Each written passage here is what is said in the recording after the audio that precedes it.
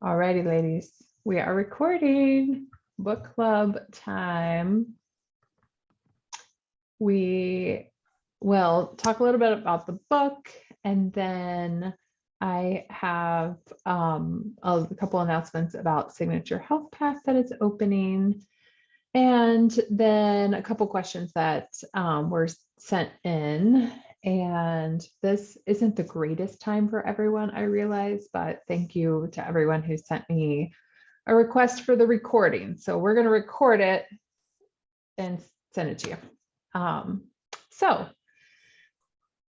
okay, so this is our first book club. Raise your hand, everyone who finished the book. Womp womp. The type A in me is like, oh, we're in trouble. We're flunking the book club. And then this is like, I've been listening to Brene Brown so much, who is like my soul sister, like soul sister. She does not know it. I literally could be a stalker of hers. She's so awesome. She lives in Houston, and I mean, I went to college in Houston, so I feel like we should be best friends, clearly. But anyway, if anyone who's listening to this isn't familiar with her, she just does such great work around really big emotions and big words like vulnerability and courage and shame, and like how that impacts our life. And she has a uncanny ability, in my opinion, to like connect science and research around this like frou-frou stuff, right? Like what our scientific brains sometimes erroneously, it's a fault, I think. We lean too much towards the intellectual side and like not enough away from our like heart center feeling intuitive side. We have to have both. But anyway, so she combines both. And I feel like that is my mission as well. So I'm learning so much from her. But all that to say, I had to check myself to say, no, this is not like, nobody's getting a grade here for not finishing this book. Right, Robin? You're not giving us a grade. That's right. So, No grade. Just for fun. yes. And I feel like that honestly is one of the great things about this book is it takes a topic, or it was born of a topic, eating disorders, that has been studied extensively, and we learn about in a traditional medical sense in a certain way, and really brought kind of a balance of looking at your intuition and looking at being in touch with your own opinions and your own voice and processing your own feelings, and kind of added that lens to it. I loved it from day one when Dr. Robin showed it to me, because I'm like, oh my gosh, this is such a hippie book. Like I love to lean into my hippie side. Like all about it. So where shall we start, Dr. Robin? Well, I think that was a great start. Like you, I'm admittedly a bit of a hippie for sure. So this book really resonated with me. I had heard about it on a podcast that I was listening to, and the person on the podcast referenced the book. And, it's an older book from the 90s, but the way she talked about it, it really kind of piqued my interest. And that's how it, came to me. But I really enjoyed it because I think she did a great job weaving in the folk tales and the metaphors with then like her knowledge base, as a clinical psychologist and her experience with her patients. So I thought it was very unique and insightful. And I just kind of wonder what people thought, what were some of the stories and metaphors that kind of resonated with folks. Yeah, it is so funny because I don't know, just this concept of like learning through story is interesting to me because, well, for a lot of reasons. One, I have always told people like, oh, I'm not a good joke teller. I can never tell stories, because I mean, it is an area of improvement. Like I have trouble remembering the punchline, or I feel like I ramble too much or whatever. And I always used to like, your parents, like my dad is a storyteller. He was a storyteller when he was alive. And so I also grew up thinking like, oh my gosh, the stories, we're going to have to hear this story again, like, so with such a negative view of just storytelling in general.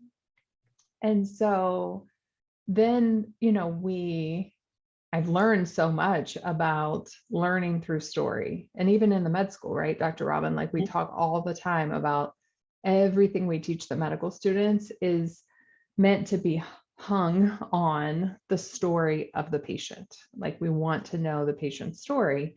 And so reading this book, I was like, oh man, I'm really going to have to like erase my negativity about stories even more. And I've been trying to become a better storyteller. And so when you like read her stories, it's just, sometimes at least I found myself like just getting lost in them. And then you like really reflected on them like, oh, that's why. That's why she was telling me that. Right. Like it kind of like comes around full circle. So I'm trying to think of specific stories that were my favorite. Well, you were telling the one earlier about the story that she wrote for her From young her girls. daughters. Yeah, about puberty and starting their periods and everything. And I thought it was very well done. And I know if I had been a young girl and somebody told me that story the way it was told, I think that would have made that transition easier, much more lighthearted. So yeah, I recommend that one. And I this is crazy, but one night I asked my husband, I said, do you want to hear a bedtime story? And of course he looked at me like I was crazy and was like, no, and I said, are you sure? And I convinced him. He's like, okay. So I read him the story about the animals and the tree and the name of the tree. So I don't know if you guys remember that one, but I think it's in the earlier part of the book. And you know how sometimes you don't really know if somebody's really listening to a story and really paying attention. So the next day, I texted him out of the blue and said, what was the name of the tree? And he remembered. He said the name of the tree and he said, and ... I didn't fall down the rabbit hole. So I knew he was listening. That's so sweet. He passed the test. Yeah, he passed the test. It's a great story about the animals in the Lion King. Yes. Oh my I goodness. thought the stories were great. That is so cute. Yeah. Interested. I mean, I didn't really even know what to expect. Like, even picking up the book, I'm down for anything by nature. So it's like, oh, Dr. Robin says read this book. Let's do it. Like let's jump in. So I really didn't even know that it was going to connect so strongly to eating disorders, when disordered eating, when we started it. And I'm glad I didn't know that up front, honestly, because, you kind of, maybe I would have had the false perception of like, does that apply to me?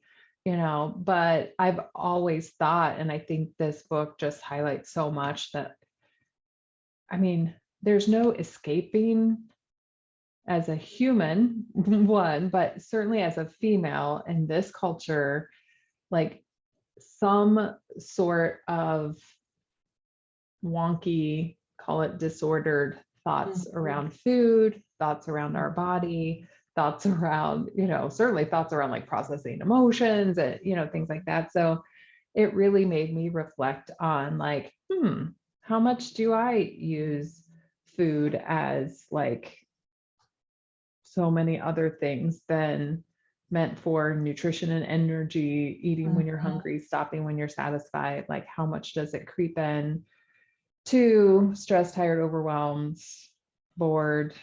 And that's, I have noticed probably more, reading this book and just, working on myself, like I can procrastinate like if it were an Olympic sport, just sign me up for it. And it's, I'm trying to like really put my finger on like, okay, what is it? Like what are the things that I tend to procrastinate? Because it can get so frustrating. And, you can find yourself, or I can find myself just, do when you're doing other things, in the back of your mind, like really, this is the one thing I should be focusing on. So it's always hanging over your head. So then you're like basically like ruining your enjoyment of this long period of time because your head is somewhere else. And then, and sometimes for myself, when like the deadline gets close enough or when the time gets short enough, like the adrenaline kicks in enough that you like have to buckle down and do it, then you ruin the time that you're actually doing that thing because you're so worked up about it. And it just becomes a self-fulfilling prophecy because then you basically prove to yourself how miserable this thing was. So it almost justifies in your mind procrastinating because you're like, oh, no wonder I was procrastinating this. It's so horrible.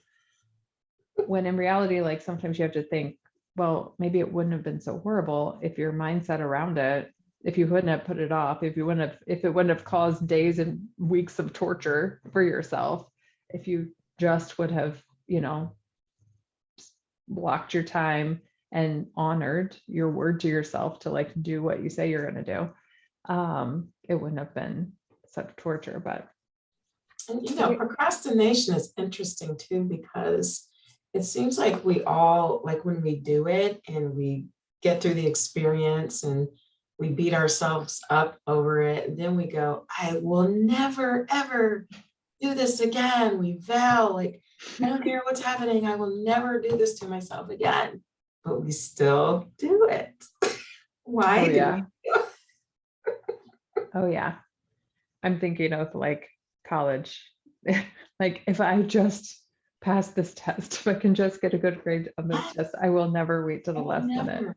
Yeah, to but we cram. still do it. What is that? I Yeah, wonder. yeah. And so I bring that up because I've noticed like procrastination and eating to like during that period of like eating something to do. And oh yeah, maybe I'm hungry. Maybe that I can't work on that. I can't grade those videos right now. I'm hungry. I wouldn't want to torture myself Right. when I'm hungry. So procrastination is definitely a trigger for me. Right. It's interesting too, because in the book, how she talks about the metaphors and how there are different types of hunger. So like when you said, oh, I can't do that right now because I'm hungry. And she talks about, taking a step back and figuring out, am I hungry for food or am I hungry for companionship or knowledge, or what is it? And it could be representative of something else, like a Yeah, deeper hunger. absolutely. And I think, sometimes when we hear verbiage like that, at least me, I'm like, is that taking it too deep? Like, really? I'm like, do I have this like, sometimes like these psychological conversations can feel really big. Like, am I really eating like the peanut butter pretzels now because of some wound of third grade on the playground? Like, really, but it doesn't Right, have to be that big, right? Like right. in this situation, procrastination, I can say that in certain circumstances, it's more like a hunger for freedom, Mhm. like I want to do what I want to do. I don't want to have to do this. This isn't fulfilling. This isn't. And so a lot of people watching this have heard me talk about like we all have a toddler in our brain, right? So that is just really my toddler in my brain having a temper tantrum. Like, I don't want to do this. I'm going to procrastinate and I'm going to have the peanut butter pretzels. Like We can all relate. the, to- Absolutely. the Absolutely. toddler moment. But I think for a lot of people, it's worth, I mean, there's just so many layers you can uncover, and um, one of the first points that she makes that I thought was so great was just how we all, to some degree, more females than males, I think, in our culture at least, um, are taught to ignore your intuition, your gut feeling, right? Even in little things. And it's really made me think as a parent, like I have a very intuitive, sweet, sensitive 8-year-old. And sometimes she will ask me, she'll be like, Mommy, are you happy? Everything okay? And it's very tempting to say, like, oh, yeah, everything's fine, to reassure her, but she knows everything's not fine. So in the book, they talk about, women like noticing things like, hey, something's off here. And then other people trying to convince us, like, oh, no. Like, oh, you're just being too sensitive. You're Right. crazy. Nothing's wrong. And so then it's like, what? Like, I know that something's off. She knows that something's off. And how then that spirals to like, okay, well, I don't understand. I'm too young to understand that like connection between like, I know something's off, but then these authority figures are telling me that everything's okay.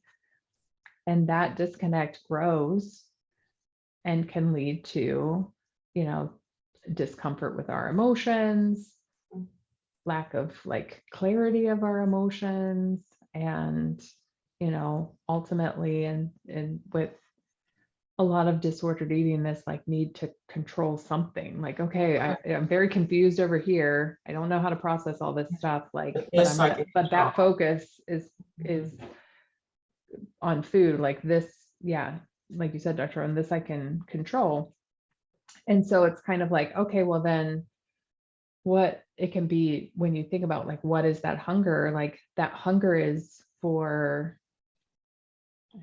agency, for autonomy, for like using your voice, I feel like, for so many women, and having their voice be heard and respected. That is so true. Yeah, that just made me think about how, we've known based on a lot of studies that have been done in the last couple of decades that girls, when it comes to the school setting, they, by age 9, they start to shut down as far as competing with boys academically because of the messaging that they're getting, whether it's from teachers or, their peers or the media or whatever, that they're not as good as the boys, they're not as smart as the boys. And that's mind-boggling to me, but that to me, that all kind of goes together with the intuitiveness that we have, being female, and how that can just get suppressed so easily. Yeah. I forget where I was reading it. I don't think it was in this book. But just, talking about even how in our culture, different points in history, there's just such a leaning into, with good reason, like the industrialization and technology and science and all these advances, but contrast that with perhaps like ignoring of, or just like not honoring the natural processes of like mother nature, and like more natural processes. So we like lean into like, oh, man-made, all this stuff, like we're so smart, we can do this, but it's like away from that like intuitive side, natural circle of life kind of stuff. And to me that's just so analogous, it's like, Yes. it's like the intellectual side versus the intuitive side. And stereotypically they talk about like, masculine qualities and feminine qualities, and that is the division. And I just think it's so important that we not like not lean away from that. Like whenever we can lean into like, yeah, we need to bring that back a little bit. Mhm. Mother Nature, the medicine woman, the wisdom of a lot of tribal cultures, was built around this like balance of the masculine and feminine. Well said. Agree. But what do you need to like hear your intuition or like have confidence in that? Like you need quiet. That's the problem. I feel like that's what's missing in like everyone's life. I, would venture to say like we don't have enough quiet. We're always getting inputs. And so the only way that you can like really hear that intuition is to be quiet.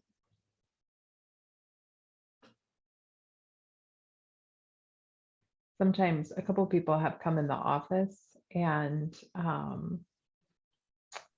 remarked, well, many people come in the office and remark about it, but I can think of a couple of people that remarked about it in a negative way. And that is like, it's so quiet in here, like very much like, "Ugh, how could you stand to like be in, it's so quiet."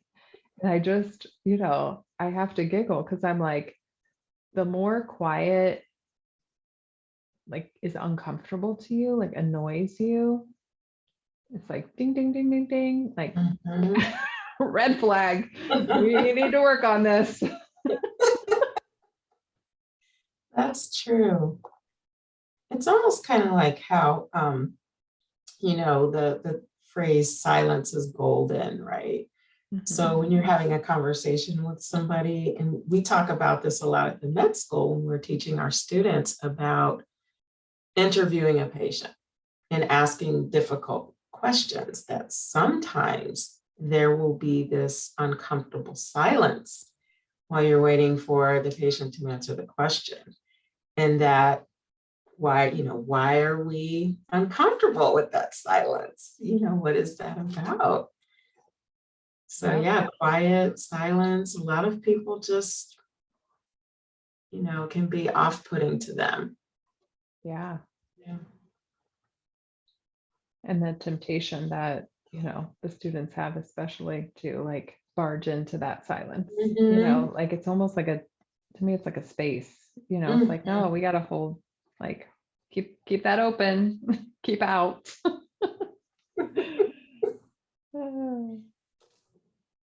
Michelle, what do you think about the quiet in the office?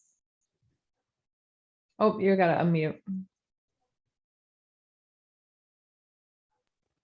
Oh, I didn't know I was muted. I love the quietness in the office. I know. I come in here, sometimes when you're not here when you guys are out here on Tuesdays and Thursdays, I'll leave the lights off and I'll just sit here and quiet and it's so relaxing. It is. And like I said, since I've been here, it's more relaxing, laid back, and it's not, I Yeah. love the quietness. I light a candle and go on my day. Yeah. Beautiful thing. Indeed. Which, that reminds me, I think you have a lamp in your office, don't you, Dr. Robin? I do. So I noticed that. And then at the girls' school, I went in one day and they had all the lights off and the kiddos had little just lamps on their desk. It's so funny how it just brings a totally different atmosphere. Yeah. And so we got to add that to the shopping list. Maybe get some lamps for your area. Yeah. Yeah, I was thinking about putting a little lamp on my desk because I think that would be nice. Like I said, it's peaceful. It's peaceful. It is. It is. It's peaceful. And the teacher, they call him a guide at the girls' school. He said he was reading a study specifically about that type of environment where kids are reading with the lamp, like adds focus. I'm like, oh, isn't that interesting? I believe it. I mean, makes sense. I do believe that. It does. Yeah. It does. Interesting. Yes. Very cool. Well, let's go around and say, like, I don't know, what's the biggest takeaway from the book that you had? Ooh.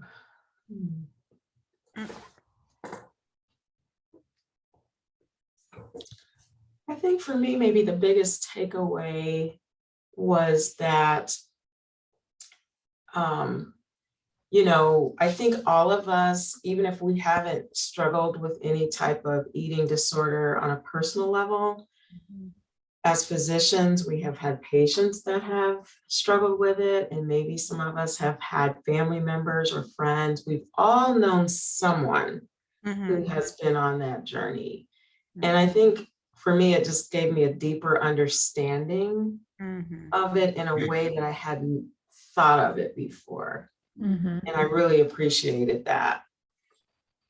I think it kind of hit home with me because my growing up, my sister was bulimic, and I Mhm. didn't understand what she was doing all the time. I didn't understand why she would eat so much. She would eat like a whole roasted chicken and then, just get sick afterwards. I didn't understand why she was doing it.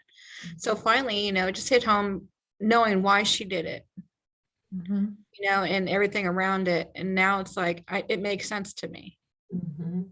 because I Yeah. was so young when it happened. But reading that, it really hit home. And it also can lead to different things in your life, different aspects of your life, not just eating, Mhm. but it can lead to everything, and everything goes full circle. Mhm. Mhm. And it hit home a lot. It was a very good book. Mhm. Yeah, I think my take home was kind of similar probably, and it was just looking at things as that like spectrum. Mhm. So many times, quite honestly, especially when it comes to mental health, emotional health, like Yes. Mhm. what we are tempted to like call a disorder and can make people feel like broken or abnormal is Mhm. really just a scooch on the spectrum of Mhm. behavior. Right. And It's all. so yeah, and so made me kind of realize, like, okay, let's really extend that spectrum and look at like how everyone, like this type of thinking, whether it's kind of numbing out or not honoring your intuition or just disconnecting from your physical body, like um, or not speaking your voice, like so many things, like that happens to everybody. Like it Mhm. happens to everyone. And Yeah. so in so many ways, the healing that, people that struggle more than others with disordered eating, like their healing comes from just realizing like you're not broken, you're Mhm. not like these struggles are very human struggles. Mhm. Yep. Yep. So, Absolutely. Mhm. yeah. It's for sure. Well, I ran out the door this morning without remembering this book or remembering I was going to bring the next book just so that I could show everyone, but it's a Brene Brown book. That's my kick. um, and it's called Atlas of the Heart. So that's what we'll talk about next time. And I wanted to throw this in with online office hours this month, but if enough people are interested, maybe we can find a time that's better for people and, do it in the evening or something, have a little chat. But Atlas of the Heart is interesting because it's just a book all about emotions and how like the language of emotion. And um when you read the subtitle, it sounds, and it even looks somewhat textbooky. It sounds like very like her research side kind of came out in this book, but it's so cool because she talks about how like our emotional vocabulary can be so like stunted, and they've done research, like the average, this a certain group, I don't want to misquote, but like we're really good at basically saying if we're mad, sad, or happy, but differentiating between jealousy and envy. Like, Yeah. Mhm. we're not, even the language, we don't share like the same language. And how are you supposed to like really embrace your emotions and communicate your emotions and connect with other people in a very authentic way if you don't have the language? So it I'm just a little bit into it, but it's very cool. So Yeah, sounds like a that good is the one. next one. Yeah, that is the next one. We'll invite Brene Brown to join us on the next book club. So, Okay, that would stay be tuned, awesome. everyone. That would be awesome. Yeah, she's incredible. From my lips, right, to God's ears. Oh, too funny. Well, if you can envision it and if you can dream it, it Mhm. can happen. So, Mhm. Truth. Mhm. So I just wanted to take a moment. This will be old news for you ladies. And if you want to jump off, that's totally fine. I won't, my feelings won't be hurt. But what we are calling Signature Health Path is launching again. We're starting in April, the Monday after Easter, which is April 18th. But quite frankly, I need people to sign up now because I want to keep it very small, and we will extend it to people in the community who aren't patients, who aren't primary care patients, but I don't want anybody to want to do it and not be able to do it this time. So these girls are sick of hearing about this program because I talk about it all the time. It has been in the works and being practiced and refined for literally years, and really just comes as kind of an evolution of finding ways to really support what we feel is true health, which is a whole picture of health, mind, emotions, spirit, intellectual health, your nutrition, fitness, biochemistry that, traditional medicine may just think about in terms of medicine, but we know is so much bigger. So mind, body, spirit, but also delving into life because we know that our health is like determined by all these internal processes, but what really gets in the way of us achieving health is all the external stuff, like physical environment, relationship stressors, financial stressors. So I almost describe it as this magical combination of like doctoring plus life coaching plus health coaching plus counseling. And not that we're trying to not to say that we're the end all be all in every category, but I really feel like we've come up with a process that like keeps everything in one place for this groundwork and to really make progress in all those areas. And then, you may find that you need to take a deeper dive in emotional health and need to meet specifically with a counselor, or, we need to come up with a better medication plan. So we help you kind of navigate the whole picture and know, why aren't I making progress? What do I need to take the next step in? So someone asked me who this is, is this a weight loss program? Is this an anxiety program? Is this a, hormonal program? And it really is kind of all of the above. But what I've found in the practice is the biggest need, quite honestly, is this syndrome that we talk about a lot, which is the state of feeling stressed, tired, overwhelmed, overweight, and generally older than we should. And it is a syndrome that a lot of us go through and find that maybe traditional medicine just falls a little short. There's nothing wrong. All of our blood tests are fine, but we're still not feeling optimized, or the weight isn't coming off, or we're wondering about is this hormonal or is this not? So that anybody who falls in that, like general syndrome, and we know with syndromes, one of the reasons they're kind of annoying is, um, you don't have to have every single thing, right, to meet the syndrome. But that's in general who it's for, and really just for people who are ready to have the support to make progress. So Mm. I started to talk earlier about kind of the evolution of how we can support people. And, Dr. Robin and I both, and Michelle too, came from a very traditional, in the past, private practice environment where we dealt with one thing at a time, and, maybe 15-minute office visits. And that was very unfulfilling. And Dr. Robin went on to, do a lot of home care, which helped her connect and see people in their own environment, which how fulfilling is that? And then, we established this practice to be able to spend more time with people and be available.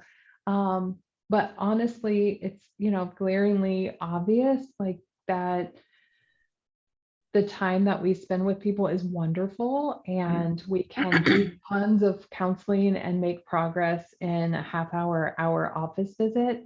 But then what is the struggle? Like, you go back to your life, and then we may see you again in a month, and it's like, oh man, I didn't make the progress. So to me, this is a program that just like helps you, helps us support you when you really need it, which is every single day.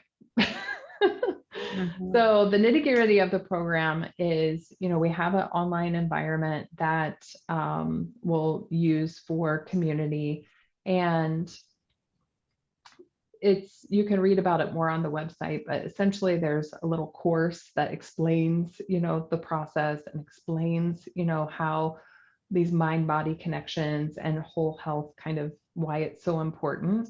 And then we teach you what I think is fun way to set very doable goals that can continually move the process forward, because we're tweaking them every week together. And all of that is based on an integrative and functional, like, wellness plan that we come up with for you and with you, so that it's my goal that people know, not just like, what do I want to do, which is important, because honestly, it doesn't matter what we tell you to do. If you don't want to do it, it's not going to work. Don't you feel the same way, Dr. Robin? Like, there's a million things that will move the needle. So we don't have to start with the treadmill if you are not into the treadmill. Like, we do not. So it's helping you kind of discover what you want to do. And then, but also, I talk with a lot of people. They're like, well, I tried this and it didn't work. And well, I tried this and it didn't work. And I tried this and it didn't work. And we know from our background, like, I think of it as almost like bowling pins. There are some like really core things that are kind of like the front bowling pin that like really make progress. Like, you knock over all the pins. No secret that like sleep is one of them. Like, if we can get you sleeping better, like, whew, so many. That clears up so many things. Right. So, but that's not easy, and that's not the place to start for some people. But so what we find is, like, when people are running around to, like, okay, I'm going to start with a personal trainer, and it's like, yeah, but we're still stressed out and our blood work's out of whack and we're not focusing on nutrition. I'm like, okay, then we'll go to the nutritionist next. And then it's like, yeah, but we're still not like handling the other things. And it's like, well, I'll start with a counselor. And it's like, no, we need to kind of layer on some approaches, but we really need to know, like, what do we start with that's going to give us the most bang for the buck? And then how do we fit that into our life?